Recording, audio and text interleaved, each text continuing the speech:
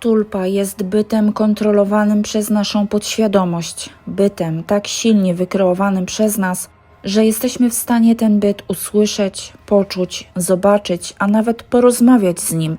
Jest to stworzona przez naszą świadomość, a kontrolowana przez podświadomość istota, która charakteryzuje się własną osobowością.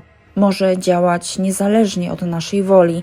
Podczas gdy my wykonujemy jakieś codzienne czynności, tulpa cały czas nam towarzyszy, kręci się gdzieś wokół nas, sama podejmując decyzję, na co ma w danej chwili ochotę. Proces tworzenia takiej tulpy jest długi i raczej do łatwych rzeczy na pewno nie należy. Aby stworzyć coś takiego, potrzeba wiele godzin medytacji. Niektórym to może zająć 50 godzin, a innym nawet 100 czy 200. Kolejnym warunkiem koniecznym do stworzenia oddzielnej świadomości jest wiara. Należy jednak pamiętać, że każdy człowiek jest inny, ma inną wyobraźnię, inne upodobania i inną psychikę. Każdy powinien sam dobrać odpowiednią technikę, a poradniki traktować jedynie jako drobne wskazówki i rady. Podczas procesu kreacji należy nadać podstawowe cechy tulpie, którą chce się stworzyć, a więc cechy charakteru, wygląd oraz głos. Nasza kreacja może wyglądać jak piękna niewiasta, jak dziecko, może być zwierzęciem, a nawet może przypominać jakiś przedmiot. Jednak wtedy twór nie będzie miał ciała, będzie jedynie głosem w naszej głowie, z którym wspólnie można zdecydować, jak ma wyglądać. Po procesie kreacji nastanie moment, w którym nasza tulpa zrobi coś niespodziewanego, coś bez wiedzy naszej świadomości, niespodziewanie odpowie na nasze pytanie, bądź zrobi jakąś inną czynność bez naszej wiedzy. W tym momencie powinniśmy wiedzieć, że nam się udało. Mamy istotę nakładającą się nam na świat rzeczywisty. Pewnie wielu z Was trudno jest sobie coś takiego wyobrazić. Wyobrażać sobie ją możemy bardziej jako półprzezroczystą istotę, coś na podobieństwo ducha, ale tak nie jest. Bardziej to realna istota, a tak jak każdy inny człowiek, jednak będzie to istota pochodząca tylko z naszego świata, świata, jakim my go widzimy. Forma idealnie udająca fizyczny obiekt. Tulpa nie jest istotą ze świata astralnego, wysłannikiem szatana czy energetycznym posłańcem.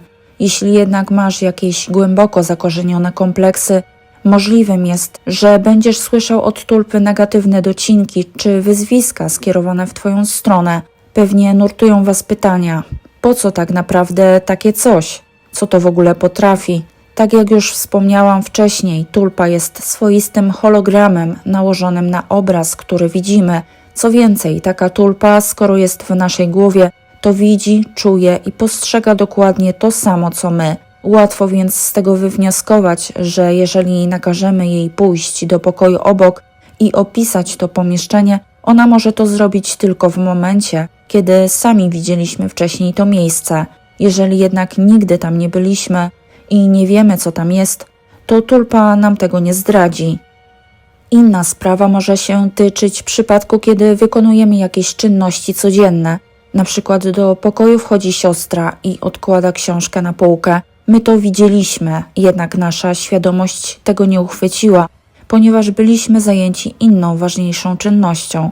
Zapewne ślad tego zdarzenia ukrył się gdzieś w naszej podświadomości. To właśnie poprzez naszego wybawiciela, jakim jest w tej sytuacji tulpa, która wprawdzie jest odbiciem naszej podświadomości, więc ma do niej dostęp. Jeżeli taki ślad wystarczająco mocno odbił się w podświadomości, tulpa będzie w stanie nam ujawnić, co siostra odłożyła na półkę. Czy to bezpieczne? Oczywiście uważam, że tak. Taka tulpa może służyć usprawnieniu życia. Ma ona świadomość, że jest naszą tulpą i bez nas nie może istnieć. Wie, że jeżeli tylko zechcemy, to ona zniknie. Wyklucza to więc jej złe zamiary wobec nas. Co więcej, gdy będziemy się do niej zwracać z szacunkiem, również zmniejsza to szansę na to, że coś złego może nam zrobić. W każdej chwili bez większego problemu możemy pozbyć się tulpy, zwyczajnie ją ignorując. Po jakimś czasie ona zacznie blednąć, aż całkowicie zniknie.